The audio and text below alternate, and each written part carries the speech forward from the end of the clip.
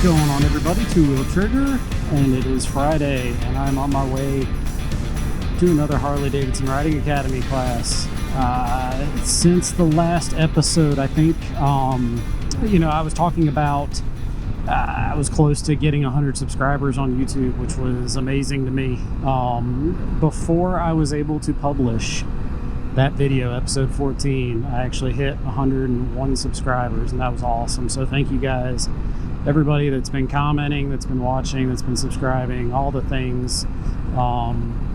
The fact that you guys want to watch this and you're encouraging us, that's just awesome.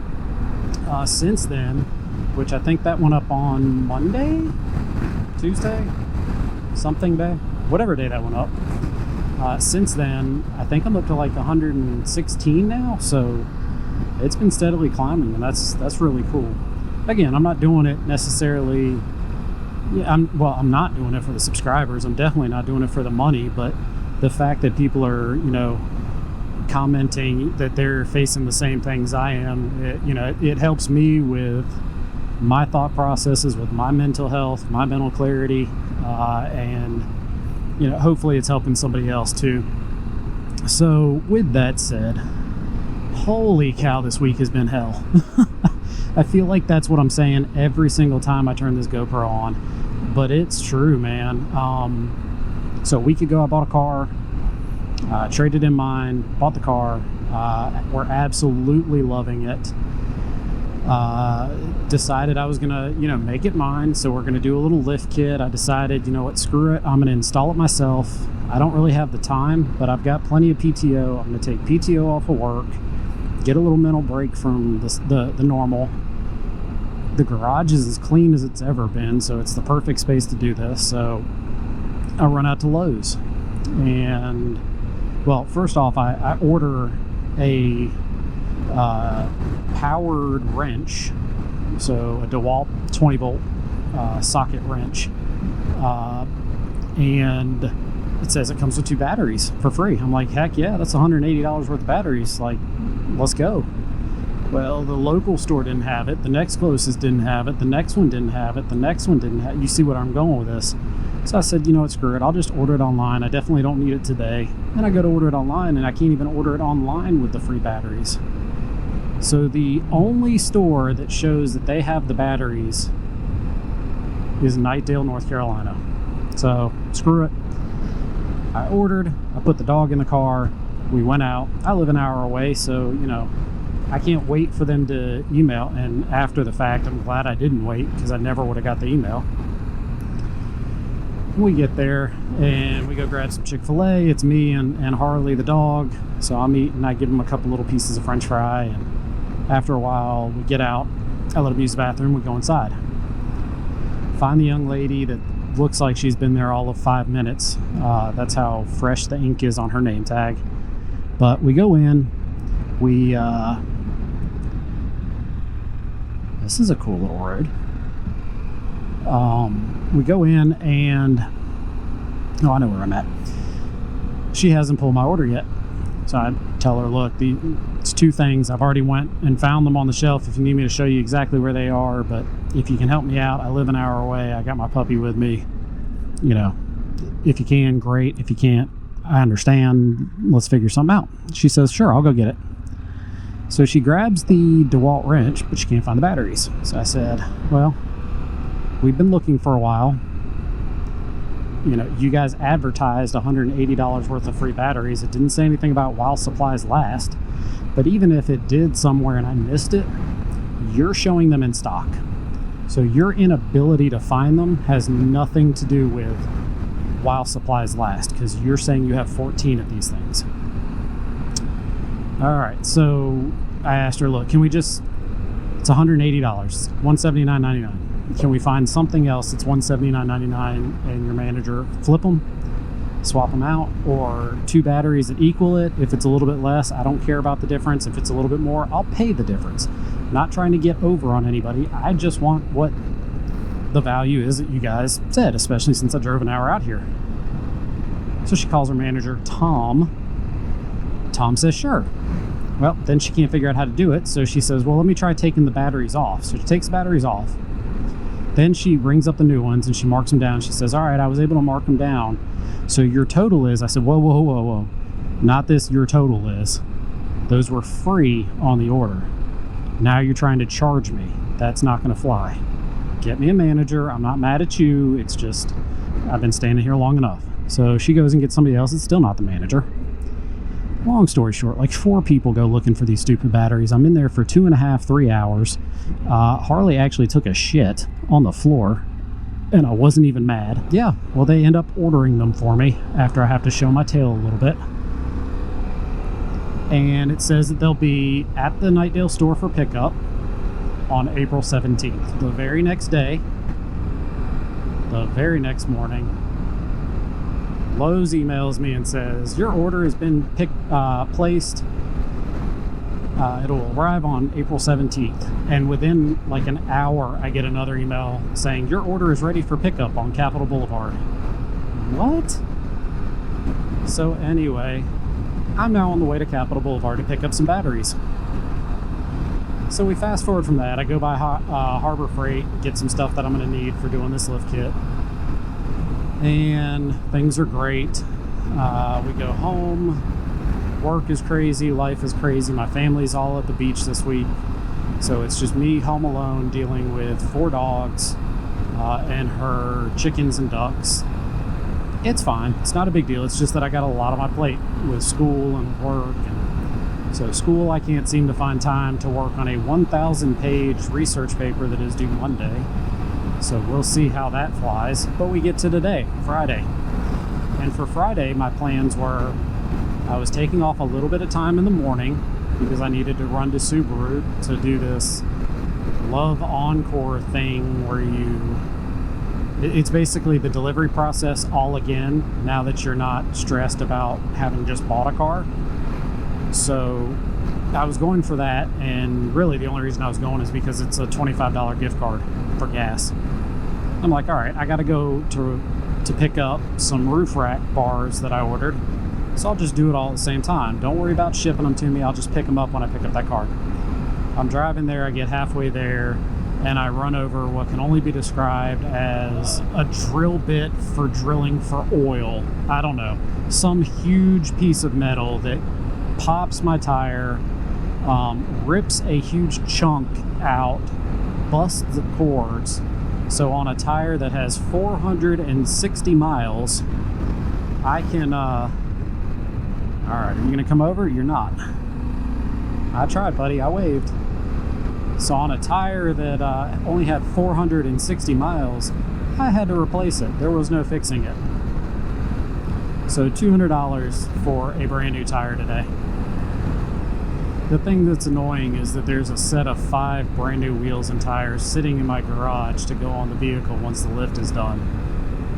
But I wasn't going to drive all the way back on a spare and then put these things away with 3 good tires and 4 good wheels and 1 donut. So we replaced the tire. I have 4 good tires, and whenever I do the lift kit next week, I can swap them out.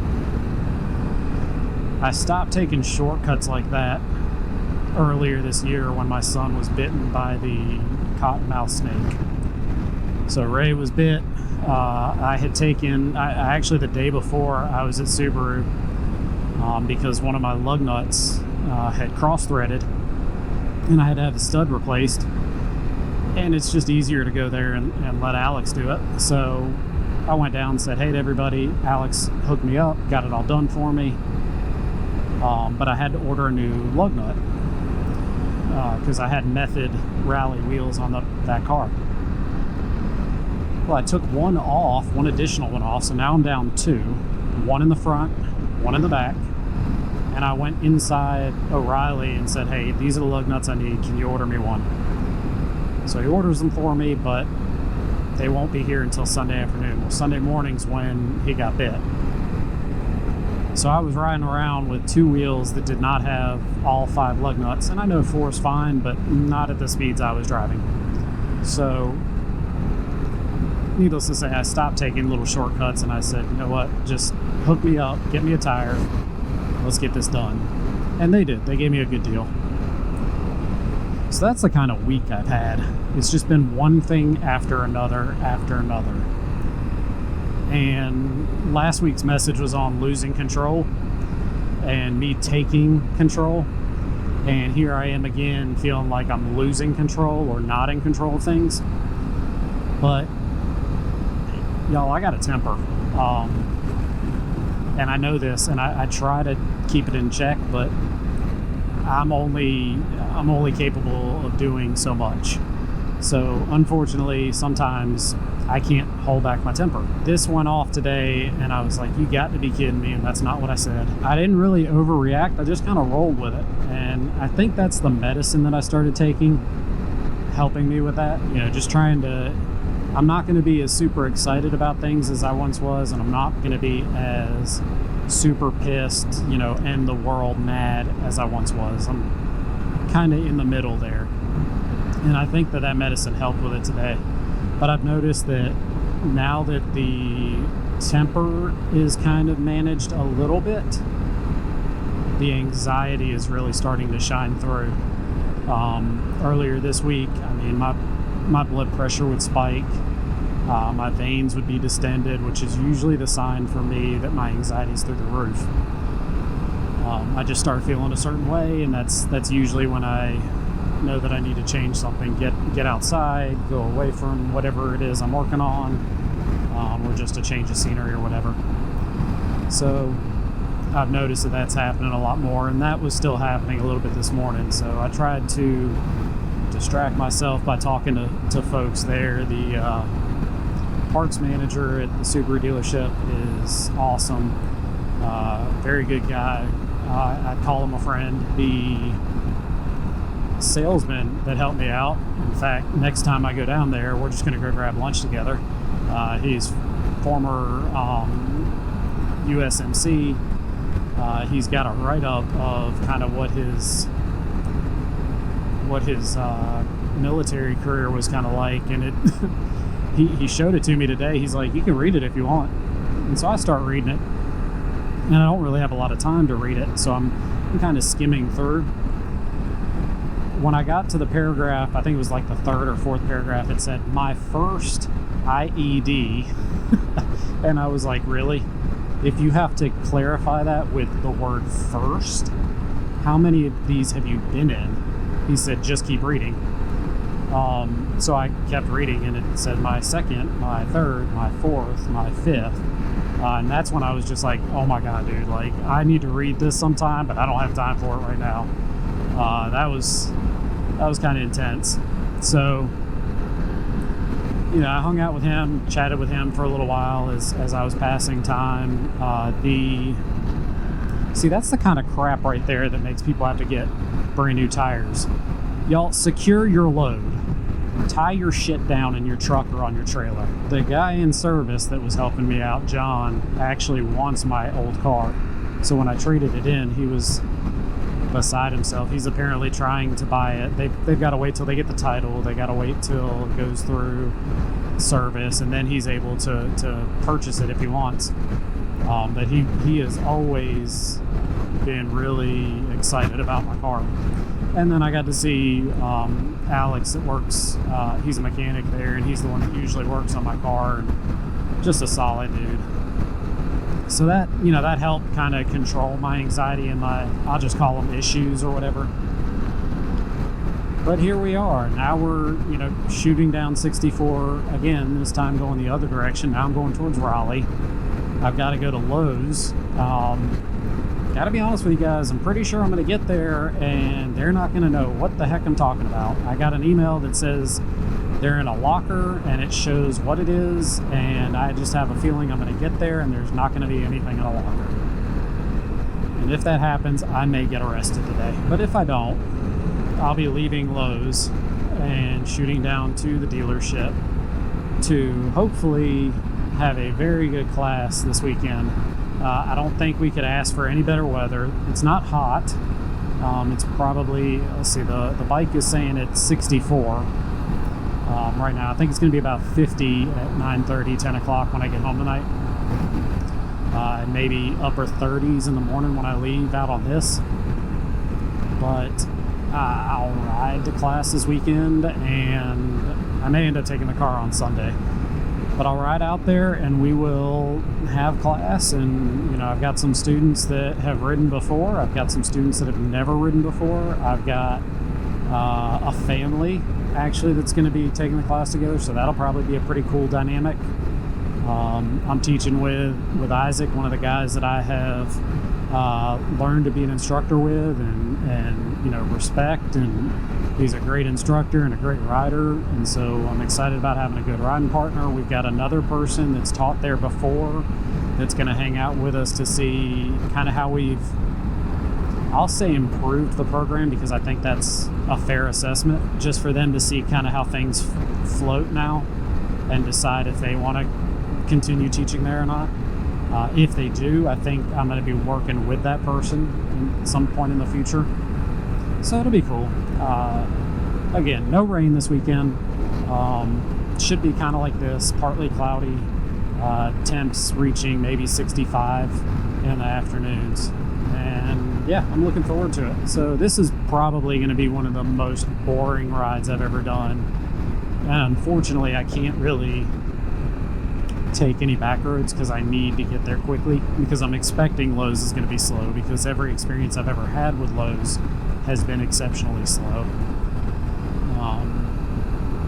So I kind of have to take the highways, which sucks, but it is what it is, and I'm feeling like I'm not in control of a lot right now, but I'm trying to learn that is okay. Trying to keep in mind my reactions and not get worked up over things that don't deserve me being worked up. I had outreach from one of my C-level executives, and they said, we'd like to have a call at 4:30 today, and I said no. No, I'm not available. I'll be out of the office. Sorry. We can do this on Monday. And it's not that I don't want to help him. Of course I want to help him. I like the guy. And I want the company to be profitable, because when the company is profitable, they need to keep somebody like me around. But I'm also in the space of that work is not my life.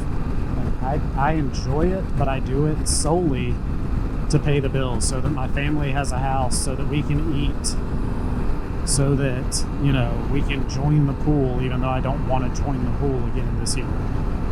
That's a long story. I'll go into that some other time.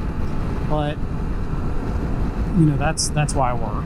So, all that being said, I did join the pool. And I told them that I would not be available for a meeting then. So I don't really have a message. I just felt like I needed to share an update on how, life has been treating me since the last video. Really kind of felt lonely because my family was not home. It's cool for like the first day. I'm like, wow, it's quiet. I can clean and everything stays clean, and this is awesome. I can vacuum and the lines stay in the carpet. Like, that's cool, right? But then the next day rolls around and I realize I'm still home alone. And so that gets old. Taking care of 4 dogs by yourself and chickens and all that kind of stuff is a lot. My wife is a damn superhero for doing all the stuff she does. Super. We have a crash up here. Oh, and I so want to hit the shoulder. Oh, and there's smoke up there too. But yeah, so it's just been a tough week this week, and I guess the message is that if there even is a message, you can control some things, you can't control others, and when you think you're getting control, Murphy's Law is going to pop its ugly head up, and you're going to realize quickly that you're not in control of something else. And I guess to just go with the flow, right? Like, life is a journey, it's not a destination. And just like on the road this morning, there was an obstacle that gave me a flat tire, right? And that's how life is. We're going to be going through our years, and we're going to hit obstacles that gives us a flat tire at times, or a busted windshield, or your scenario might involve something like a repossession or a crash. God forbid there's loss of life, you know, but we can only control so much, and everything else we've got to back off. It's an easier message to say than to do, and I'm guilty of it too. So with that being said, this traffic sucks, this road sucks, and except for these gorgeous skies, there really ain't a whole lot that I think you guys are going to watch. So I will bid you guys farewell, and yeah, this is Two Wheel Trigger, and if you ride, keep the rubber on the road. Thanks, guys. Peace.